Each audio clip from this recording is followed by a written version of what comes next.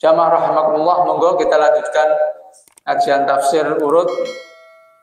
Kita alhamdulillah menginjak insyaallah di malam ini ayat yang ke-135 nih.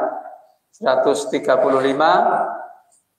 kita bacakan a'udzubillahi minasyaitonirrajim wa qalu kunu hudan aw nasara tahtadu qul bal millata ibrahim hanifa wa ma kana minal musyrikin. Wa qalu, dan mereka berkata. Siapa mereka? Orang-orang Yahudi dan juga orang-orang Nasrani. Masing-masing mereka berkata, kunu, jadilah kalian. Kalian di sini yang dimaksudkan Nabi Muhammad dan juga para sahabatnya, para pengikutnya. Kunu, jadilah kalian hudan, orang-orang Yahudi, au nasoro, atau orang-orang Nasrani.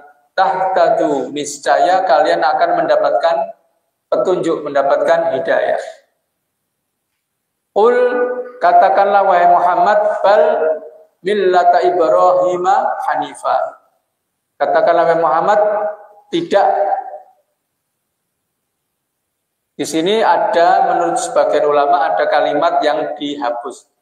Tidak, akan tetapi kami mengikuti atau kami mendapatkan petunjuk dengan millata Ibrahim, millah agama Nabi Ibrahim. Hanifa, katamu Hanifa adalah condong kepada jalan yang lurus. Maka Hanifa diartikan lurus, murni. Wa ma kana minal musyrikin, dan Nabi Ibrahim bukanlah orang termasuk minal musyrikin, orang-orang musyrik. Ini orang-orang yang menyekutukan Allah. Nah, ayat ini kembali menjadi salah satu ayat yang menunjukkan betapa merendahkannya orang-orang Yahudi dan orang-orang Nasrani terhadap Rasulullah SAW dan juga kaum muslimin. Tapi ini juga menunjukkan betapa naifnya mereka, betapa anehnya mereka. Jadi orang-orang Yahudi maupun orang-orang Nasrani ini berkata kepada Rasulullah dan para sahabatnya, kalian jadilah Yahudi, jadilah orang-orang Yahudi, jadilah pengikut Yahudi. Orang-orang Nasrani juga kalian jadilah orang-orang Nasrani saja. Jadi bukan diartikan ini kamu silakan jadi Yahudi atau jadi Nasrani, bukan begitu. Tapi masing-masing Yahudi dan Nasrani itu berlomba-lomba ngojok-ngojoki, ngajak Rasulullah dan tentunya para sahabatnya untuk masuk agama mereka. Jadi masing-masing bersikukuh untuk itu. Jadi bukan berarti orang Yahudi sama Nasrani ini CS gitu, mesra, tidak. Mereka juga saling mengkafirkan gitu. Jadi orang Yahudi itu benci sama orang Nasrani juga sama. Jadi ibarat kata iklan, menawarkan produk beda merek gitu. Jadi tidak saling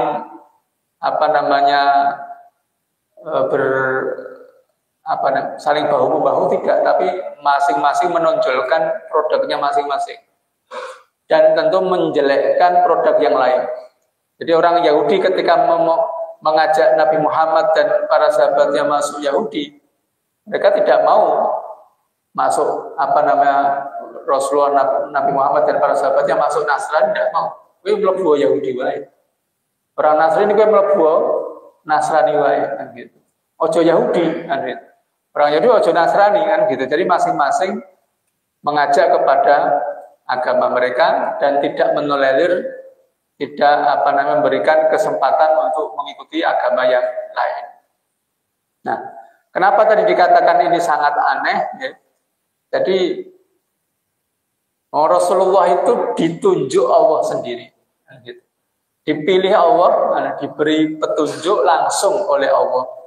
Nah, kok Rasulullah disuruh mengikuti Yahudi dan Nasrani? Ini kan merendahkan Rasulullah. Disuruh menjadi pengikut Yahudi dan Nasrani. Saya mending-mending, misalnya kamu jadi pimpinan kami saja. Gitu.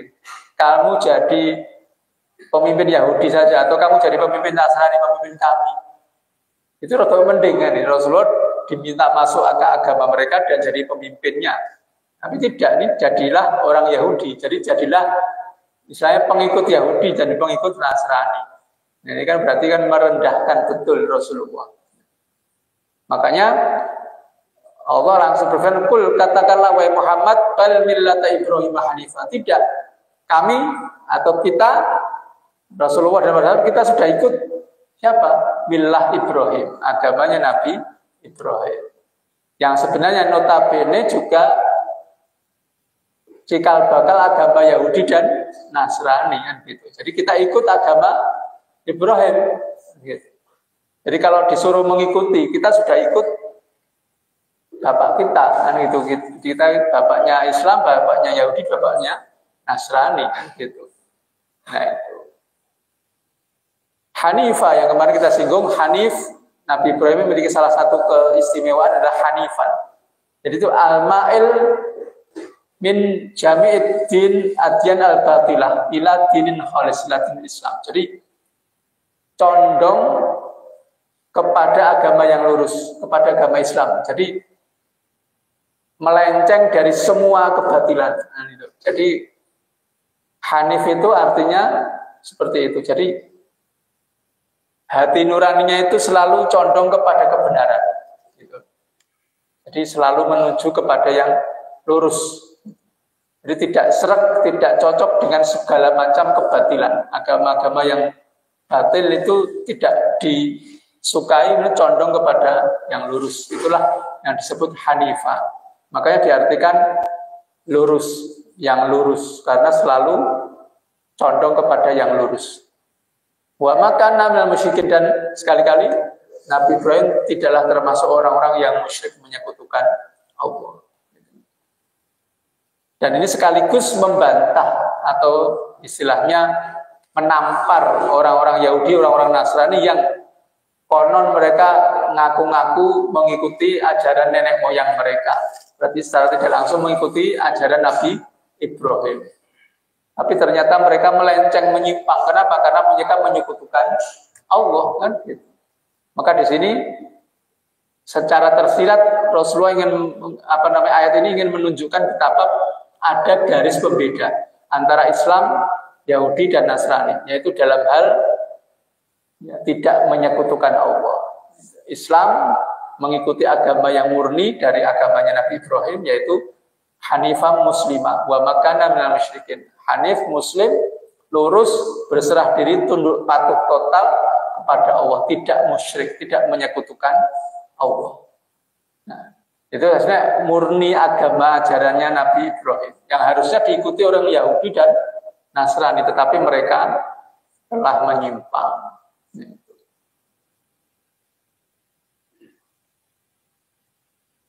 Nah, jadi ayat ini sebenarnya dari bentuk pelecehan, ya, bentuk merendahkan Rasulullah dan para sahabatnya orang-orang Islam yang dilakukan oleh orang-orang Yahudi dan Nasrani. Jadi secara dengan angkuhnya mereka mengajak Rasulullah dan para sahabat ikut Yahudi aja, ikut Nasrani aja. Dan itu semuanya tidak pernah ditanggapi oleh Rasulullah dan para sahabat. Tapi dari sini kita bisa lihat bagaimana ya keinginan orang-orang Yahudi, orang Nasrani itu ingin ya mengajak. Jadi memang secara logika setiap pemeluk agama itu pengen orang-orang yang di luar agamanya itu yang mengikuti mereka. Di ayat yang 120 dulu kan, walan tardo angkal Yahud walan nasara hatta tattabi'a millatahum. Mereka nggak akan pernah rela, tidak akan pernah diam melihat kita dengan agama kita. Mereka akan berusaha. Ini ayat yang ke-135. Kemudian ayat yang ke-136 kita bacakan. Qulu amanna billahi wa ma unzila ilaina wa ma unzila ila Ibrahim wa Ismail wa Ishaq wa Yaqub wal asbaq wa ma utiya Musa wa Isa wa ma utiya an-nabiyyuna min rabbihim la nufarriqu baina ahadin minhum wa nahnu lahu muslimun. Qulu, katakanlah oleh kalian, amanna, kami beriman, billah, kepada Allah. Wa ma unzila, dan apa-apa yang diturunkan ilaina kepada kami.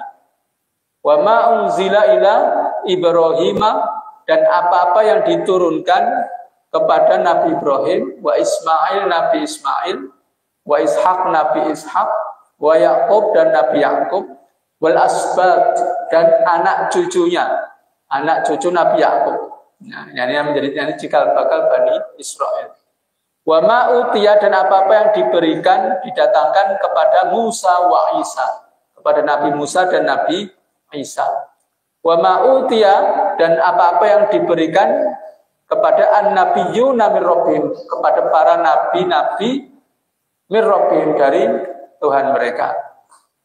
La nufarriqu, kita tidak membeda-bedakan, baina ahadin, antara salah satu minhum, dari mereka. Wa nahnu, dan kami lahu, kepada Allah, kepadanya, kepada Allah, muslimun, berserah diri, tunduk patuh total. Nah, setelah tadi di ayat sebelumnya bagaimana orang-orang Yahudi Nasrani mengajak Rasulullah untuk mengikuti ajaran mereka, agama mereka, tetapi dibantah bahwa kita itu mengikuti milah agamanya Nabi Ibrahim. Maka di ayat berikutnya ini menegaskan adanya perintah bagaimana kita harus mengikuti yang benar, gitu. Jadi secara tidak langsung ini menunjukkan betapa salahnya agama Yahudi, agama Nasrani karena penyimpangan mereka. Maka di sini ditunjukkan, qulu, katakanlah bahwa kami beriman kepada Allah dan apa-apa yang diturunkan kepada kami. Nah, kalau di sini Rasulullah berarti kami beriman kepada Allah dan kami beriman kepada apa yang diturunkan kepada kami, yaitu Al-Quran.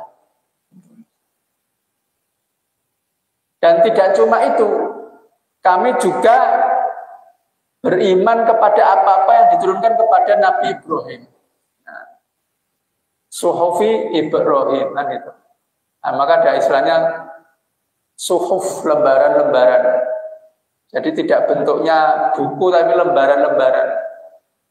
Dan tidak banyak, konon menurut dalam riwayat-riwayat itu cuma sekitar istilahnya 10-an lembar. Kalau satu lembar itu mungkin sekitar 4-5 ayat. Kalau dalam Al-Quran kan satu lembar, satu garis, satu halaman.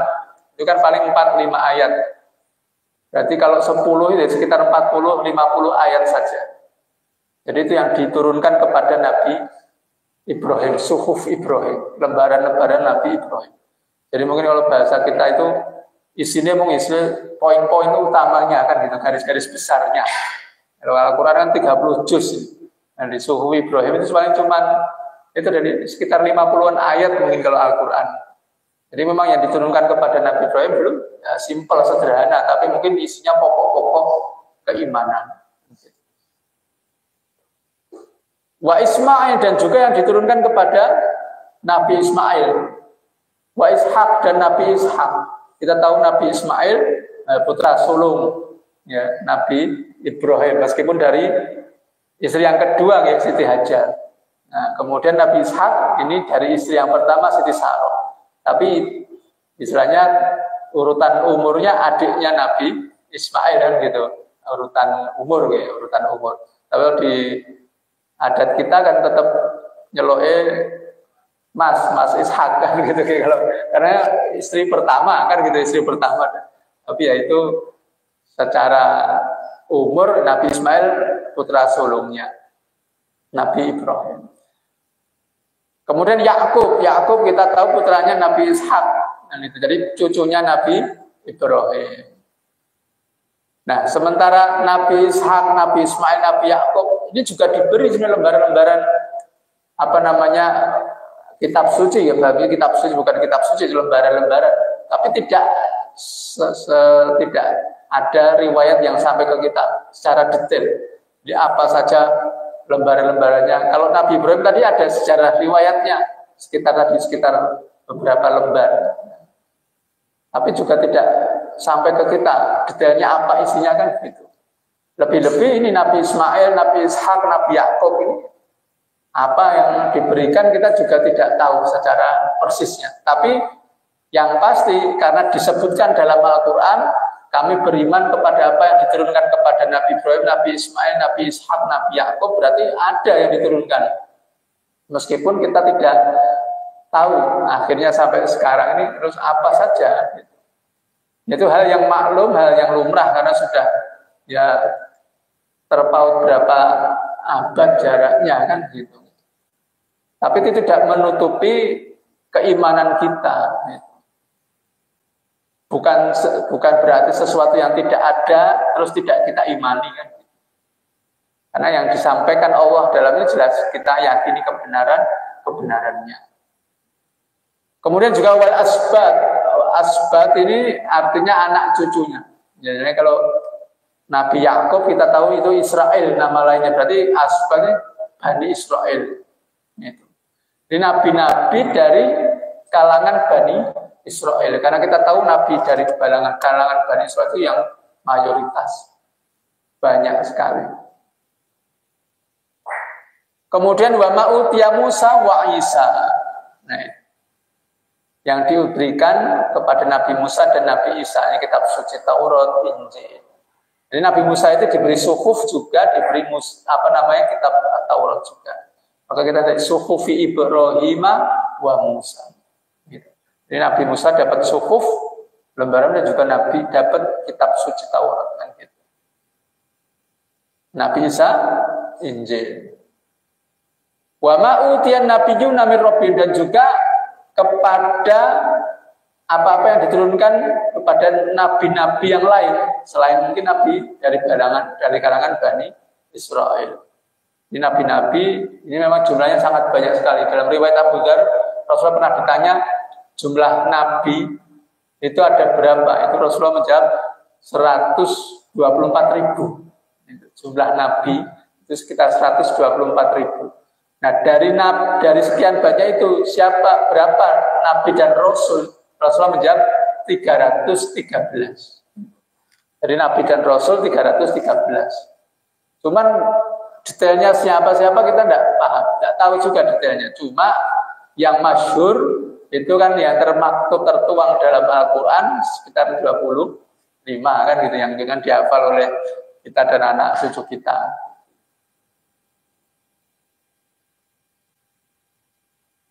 Maka dari sekian banyak nabi itu mayoritas dari Bani Israel. Ini banyak sekali. Maka dalam riwayat disebutkan nabi dan rasul itu mayoritas dari kalangan Israel, dari kalangan Bani Israel. Ada yang tidak, itu cuma 10, sekitar 10. Hud, Nuh, Hud, Soleh, Nabi Nuh, Nabi Hud, Nabi Soleh, Nabi Yakub, Nabi Syuaib. Kemudian Nabi Ibrahim, Nabi Lut, Nabi Yakub, Nabi Ismail, Nabi Ishak, dan Nabi Muhammad. Ini dari 10 nabi, dan dari selain itu dari Bani Israel semua. Karena ya Bani Israel kan putra-putra cucunya Nabi Yakub kan itu. Maka Nabi Yakub, kemudian Nabi Ismail, Nabi Ishak, nah ini istilahnya kan Nabi Yakub kan putranya Ishak. Ini bukan disebut Bani Israel kan gitu. Karena terahnya di atasnya kan gitu.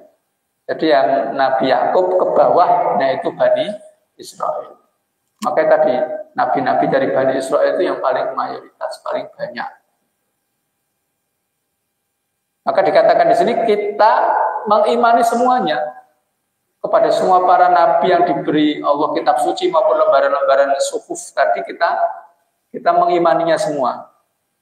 La nufarriqu baina ahadin minhum, kita tidak pernah membeda-bedakan di antara mereka.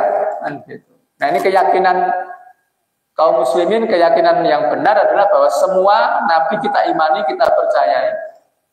Dan kita tidak membeda-bedakan dalam artian mengunggulkan satu dengan yang lain, menerima satu, mengingkari yang lain. Jadi tidak. Terlepas dari memang masing-masing para nabi, rasul ada keunggulan, kelebihan. Maka nabi secara kalau dirunut kan dari sekian tadi 25 dari 124.000 terus ada mengerucut menjadi 313 menjadi 25 25 mengerucut lagi ulul azmi gitu, nimim itu. Apa Nuh, apa Ibrahim, Musa, Isa, Muhammad. 5 itu ulul azm. Dari 25 itu 5 yang menonjol itu. Kemudian dari 5 ini Nabi kita Nabi Muhammad. Ini kan secara kalau di ranking begitu. Tetapi bukan berarti terus kita tidak mengimani nabi-nabi atau mungkin penghormatan kita berkurang karena tadi di bawah Nabi Muhammad. Tidak. Kita sama sekali tidak membedakan. Karena yang dibawa oleh semua para nabi dan para rasul itu satu. Risalah Allah kan gitu.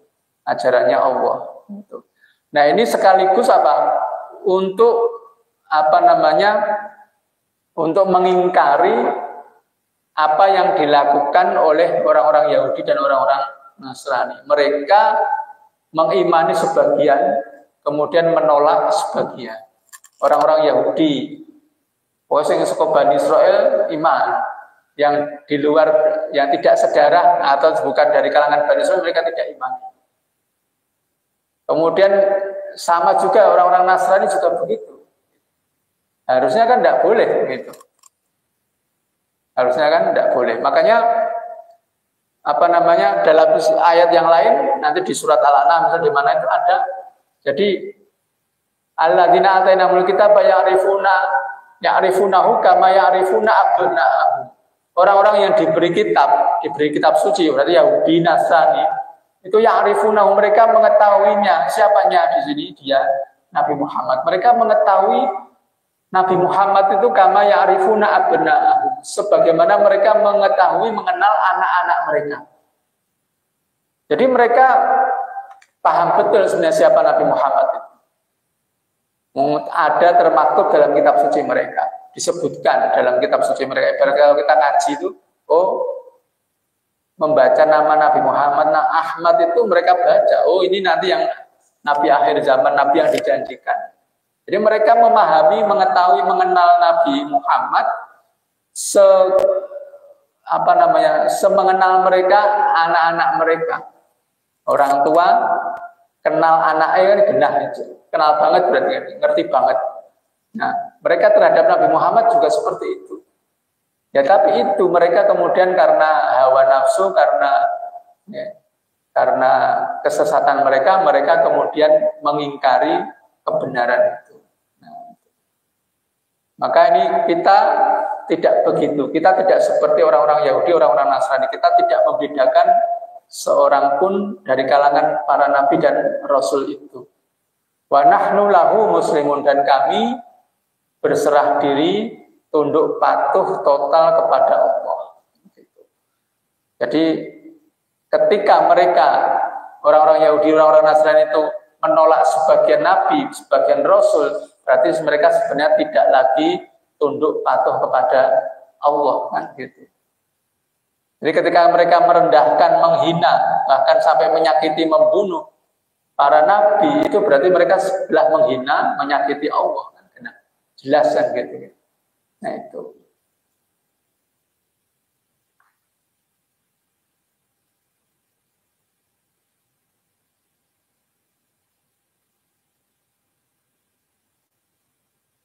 Nah, kemudian kita lanjutkan di ayat yang ke-137. Fa in amanu bimithli ma amantum bihi faqad ihtadaw wa in tawallaw fa innama hum fi shiqaq fasayakfikahumullah wa huwas samiul alim. Fa in amanu, maka jika mereka beriman, bimisli, seperti ma'amantum bih, seperti yang kalian telah mengimaninya, faqad ihtadaw, maka sungguh benar-benar mereka telah mendapatkan petunjuk. Wa in tawallaw, dan seandainya mereka berpaling, tidak beriman, fa innama hum, maka sesungguhnya mereka itu fi shiqaq, dalam perpecahan, gitu. Dalam perbedaan, dalam kesesatan, gitu. Fasayakfikahumullah, maka Allah akan mencukupkanmu dari mereka. Allah akan melindungimu dengan kekuasaannya atas mereka. Gitu. Wahwa, dan dia Allah as-sami' maha mendengar, al-alim maha mengetahui. Nah,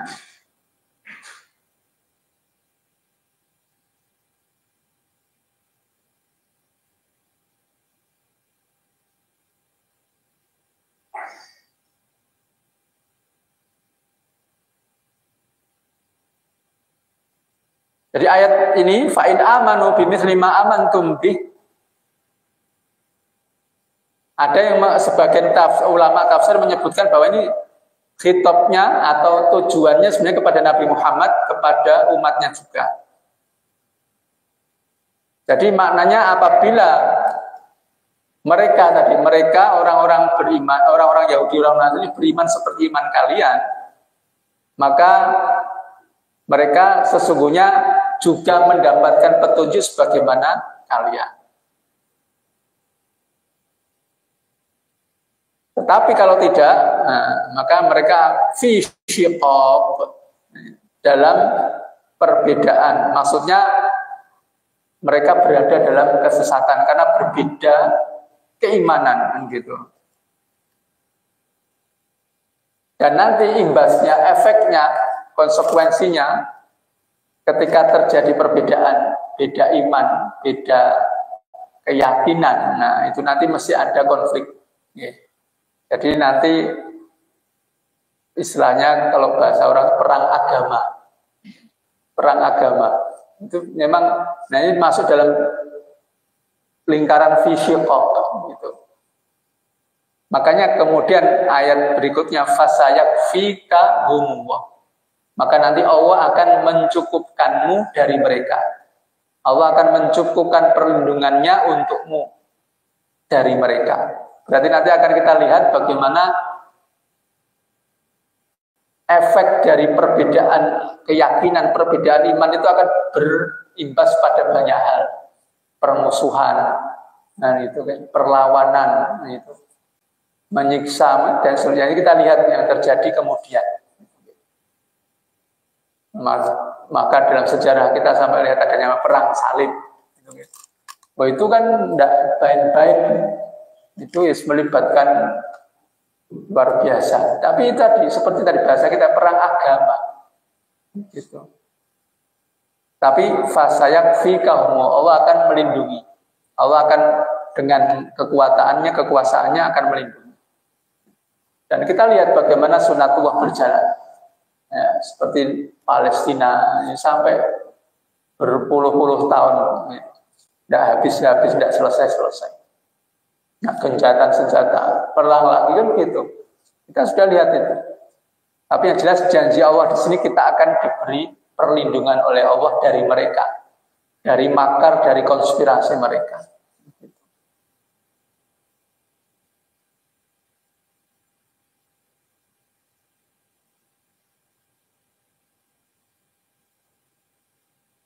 Baik, kemudian satu ayat lagi, gitu.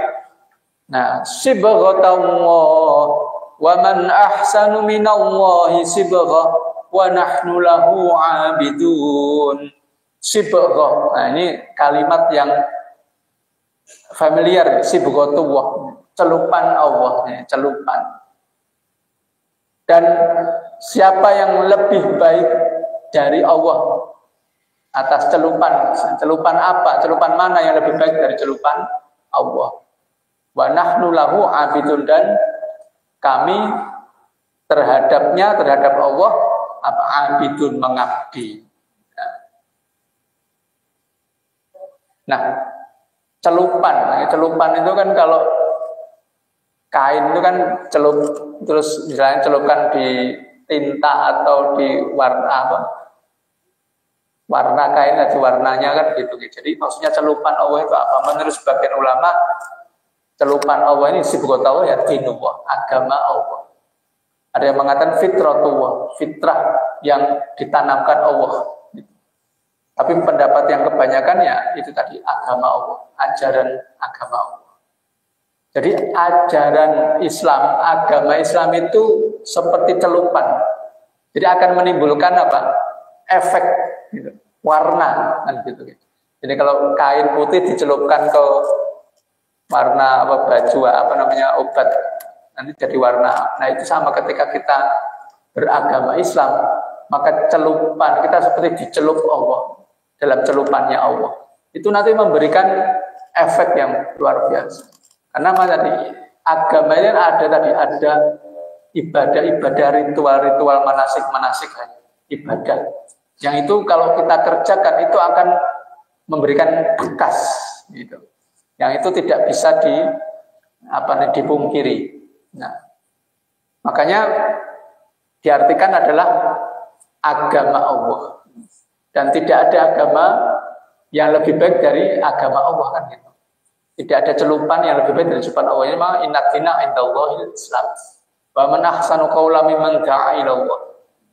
Tidak ada yang lebih baik dari Islam, tidak ada yang lebih baik dari orang yang menyeru masuk agama Islam gitu. Nah, kemudian juga ada yang mengatakan celupan Allah ini maksudnya apa? Ada yang mengatakan air. Jadi kalau nggak tahu orang Kristen itu kan kalau anak lahir itu nanti direndam atau dicelup di air suci ya gitu. Mungkin kalau bahasa orangnya dibaptis itu. Dibaptis itu ada air khusus. Jadi nanti kalau sudah di sini nanti jadi jadi orang Kristen nanti dibaptis mungkin gitu. Nah, maka dalam Islam juga sama. Jadi dalam Islam ketika orang masuk Islam dari sebelumnya kafir gitu, maka disunahkan mandi kan gitu. Ada beberapa sahabat yang disuruh oleh Rasul mandi kemudian sholat 2 rakaat. Dan ini salah satu ini celupan Allah. Jadi mandi ketika masuk Islam itu menjadi syariat. Jadi kan ada mandi junub, ada mandi Jumat. Nah ini ada mandi masuk Islam. Nah itu disilahkan begitu. Jadi itu diartikan juga celupan Allah.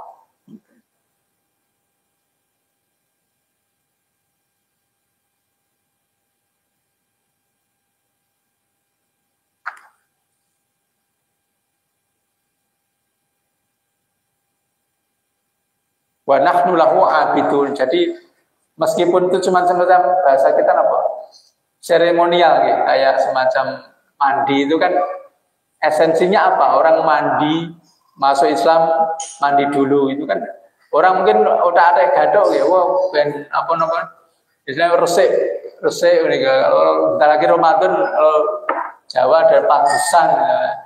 Kalau pengen niatin ngurusik ke gitu. Ya mungkin orang bisa saja tadi udah ada gadok itu cocok logi. Tapi pada prinsipnya kalau kita kembali ke bahasa Allah sibghatu celupan Allah. Karena memang ketika orang mandi kemudian dia masuk Islam mandi itu kan seperti tadi ibarat tadi dicelup di celupan Allah. Agama Allah itu membawa dampak yang luar biasa. Ada juga misalkan fitrah yang sudah Allah celupkan. Seperti misalnya khitan. Ada fitrah, termasuk fitrah itu kan khitan, mencabuti bulu, kan gitu. Itu jangan dilihat ini hanya sebatas perbuatan khitan kemudian mencukur dasarnya itu tidak. Itu esensinya ketika kita melakukan itu kan semacam ritual ibadah yang tadi kita kemudian menjadi abdi, gitu, menjadi pengabdi betul. Gitu. Makanya orang kalau mengabdi itu kan apa saja yang diminta oleh tuannya itu kan dilakukan. Nah, sama seperti kita ketika ibadah-ibadah itu kan ada hal-hal yang tidak bisa dinalar. Dan jadi ngopo-ngopo dadaan gitu. Seperti kemarin waktu korban ojo potong rambut, potong kuku, itu kan termasuk sibghah. Celupan seperti itu memang hampir rata-rata semuanya begitu. Dogma ya, sama itu. Jadi kadang tidak bisa dinalar. Tapi semua itu adalah bekas ya, yang memang menjadi sesuatu yang menjadi ciri khas yang membedakan. Ya. Maka tadi sibghatu wa man ahsanu minallahi sibghah. Dan siapa yang lebih baik celupannya dibanding celupannya Allah, kan gitu. Makanya meskipun sama-sama, makanya kadang ritual-ritual itu mirip. Orang Nasrani ada baptis. Nah, kita tadi mandi masuk Islam, mandi syahadat, kemudian itu. Terus nanti ada khitan, atau mungkin agama yang lain kan tidak ada. Kalau kita ada khitan, meskipun itu sifatnya sunnah ya, tidak harus, tapi itu menjadi semacam tadi sibuk. Makanya ibarat kata wong Islam orang khitan nih, piye kan ngoten nggih. Nah itulah sibukatullah. Jadi ada celupan-celupan yang memang itu ada dalam masing-masing agama, keyakinan itu mesti ada. Termasuk misalnya kalau dalam ritual kematian kita ada kain kafan, ada itu kan itu hal yang kadang terus mati dari gitu, tapi tentunya tidak. Di luar agama kita juga ada sampai diawetkan, dimumi, gitu. Tidak dikubur, tapi ya sama. Itu bahasa kita kalau tadi celupan-celupan, mereka juga punya celupan-celupan. Ya, ciri khas agama itu punya. Di Hindu di mana ada, tapi siapa yang lebih baik celupannya dibandingkan celupan Allah? Wa nahnu lahu abidun, dan kita mengabdi tunduk patuh kepada Allah. Baik, sampai di sini mungkin ada yang mau ditanggapi atau ditanyakan, monggo silakan.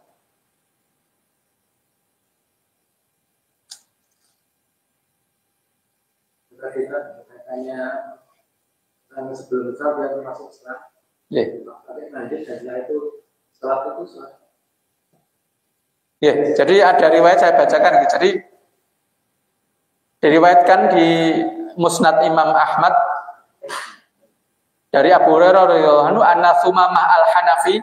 Jadi ada seorang yang bernama Sumamah al-Hanafi usiro. Jadi menjadi tawanan.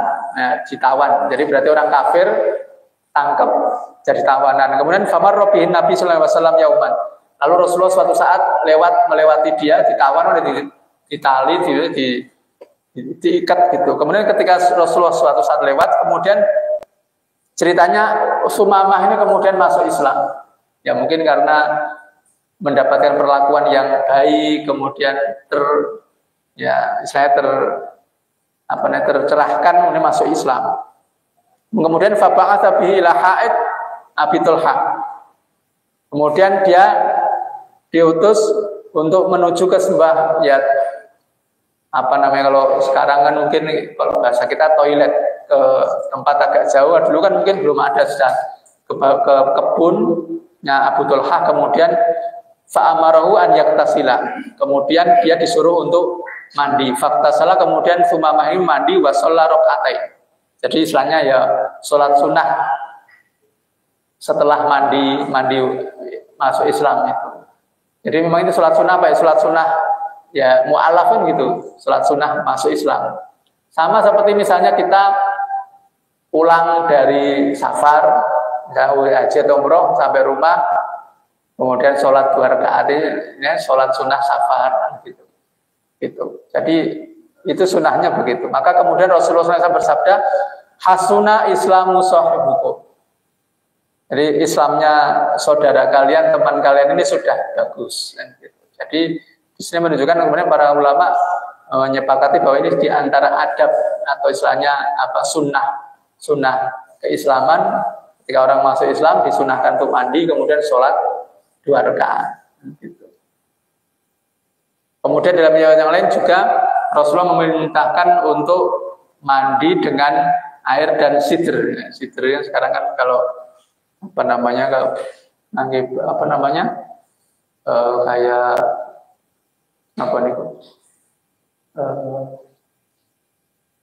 kalau kapur sidr itu apa sih? Herbal nih kan apa istilahnya?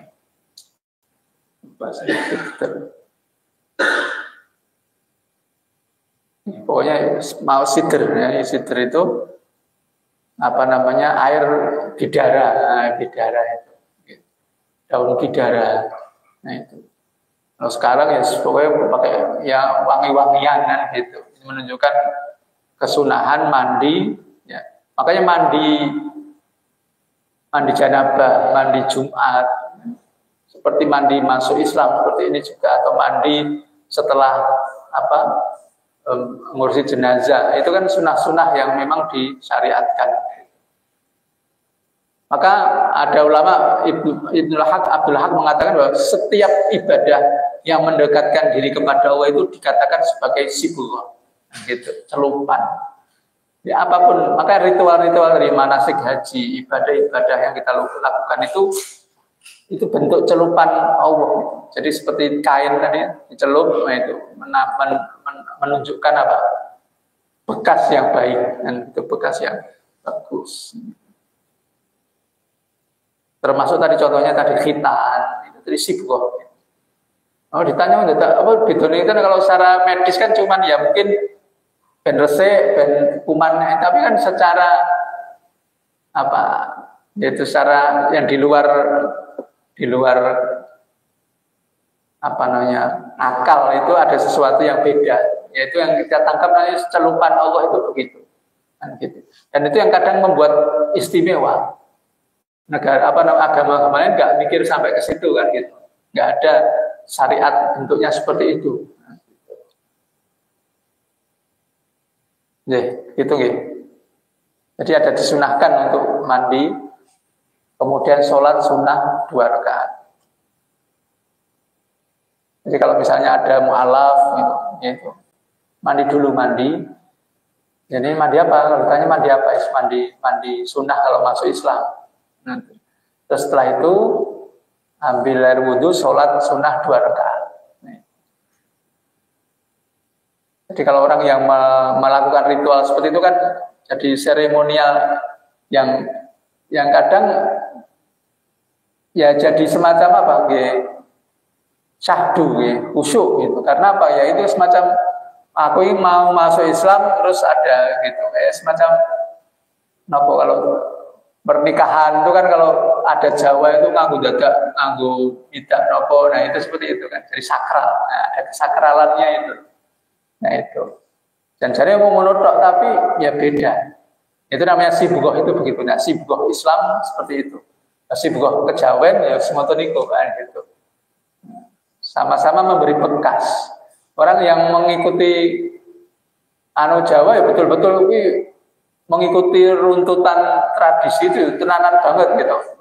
Khidmat betul.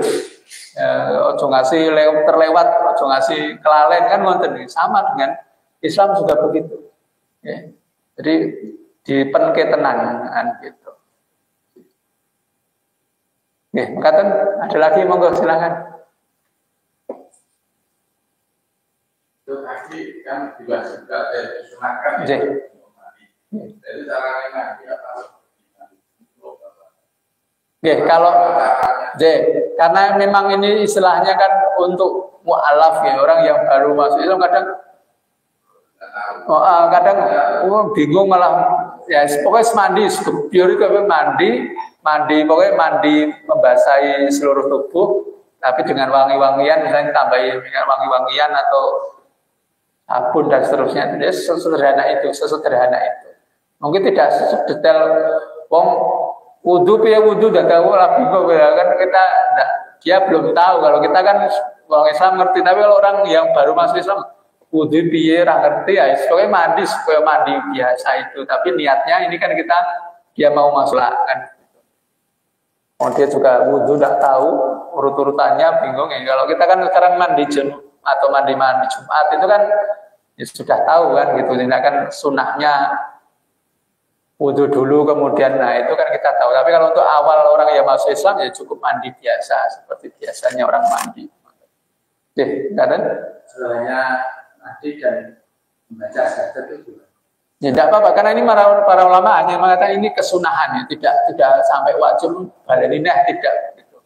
Bahkan mandi pun misalnya tidak mandi langsung syahadat kan gitu, itu juga tidak membatalkan keislamannya gitu kan. Aku belum mandi balinah syahadatnya ulang tidak. Makanya seperti apa namanya, banyak kan kejadian orang-orang yang masuk Islam juga langsung syahadat. Saya enggak apa namanya, enggak mandi dulu atau apa langsung syahadat. Enggak apa-apa. Ya ini kan saya kesempurnaan saja, kesunahan tadi. Maka kita tadi Rasulullah menyuruh kamu mandi kemudian sholat 2 rakaat. Nah, kemudian sudah bagus Islamnya saudaramu ini kan gitu. Jadi melalui tahapan-tahapan tadi kan gitu. Umpama itu ditiadakan dalam arti langsung syahadat, syahadatnya sah kan gitu. Syahadatnya sah. Meskipun tidak mandi, meskipun apa namanya tidak sholat 2 rakaat gitu. Ya, itu kesempurnaan apa namanya keislaman seseorang. Makanya masuknya hukumnya ya sunnah. Mantan malih, monggo. Sampun. Nggih, sampun nggih. Alhamdulillah kita sudah bahas di malam ini tiga ayat ya, 3 ayat. Alhamdulillah atau 4 ya. 3, 1, 2, 3, 4 ya. Alhamdulillah 4 ayat. Dan insya Allah nanti kita lanjutkan di pertemuan berikutnya, ayat selanjutnya. Semoga yang kita kaji di malam ini menambah ya wawasan keislaman kita, semakin meneguhkan iman takwa kita. Ya. Semoga kita termasuk orang-orang yang mendapatkan sibghah, nah gitu. Nah sedikit sebelum kita akhiri, kadang di masyarakat istilah sibghah ini tersibghah. Nah tersibghah itu termotivasi, tercerahkan gitu, mendapatkan ghirah, semangat. Ya. Karena memang kalau kita tadi mengikuti ritual-ritual Islam tadi yang mendekatkan kita kepada Allah itu ya bahasanya tersibghah, ya benar saja, tidak salah. Gitu. Jadi celupan-celupan itu. Jadi ibarat kata tadi semua hal-hal yang mendekatkan diri kita kepada Allah itu berarti kita mendapatkan sibghatullah, celupan dari Allah. Semakin dicelup-celup, semakin kalau ibarat kata teh ini kan cem-ceman gitu. Celup-celup saya kental. Karena kan semakin kuat iman kita, semakin apa namanya mantap kan mantap. Yes. Maka tadi semoga bermanfaat dan salah kurangnya mohon dimaafkan. Monggo kita akhiri pengajian malam ini dengan membaca doa kafaratul majlis. Subhanakallahumma wa bihamdika asyhadu an la ilaha illa anta astaghfiruka wa atubu ilaik. Akhirul kalam bila taufiq wal hidayah. Assalamualaikum warahmatullahi wabarakatuh.